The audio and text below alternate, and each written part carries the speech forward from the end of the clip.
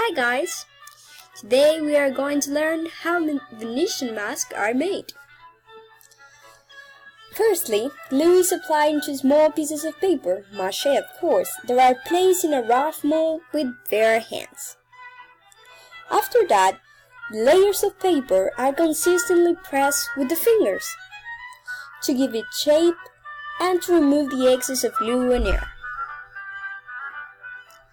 Once the mask is dried, the eyes are cut with a lance.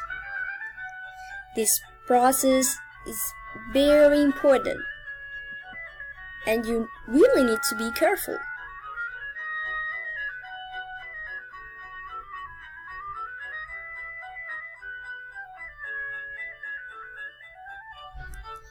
Then, special scissors are used to cut the edges to give the final design to our mask.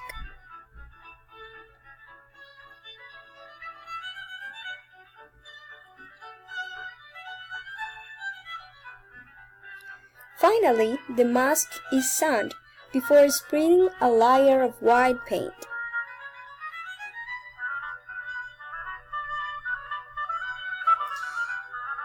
Bye guys! If you want to see more, watch our next video.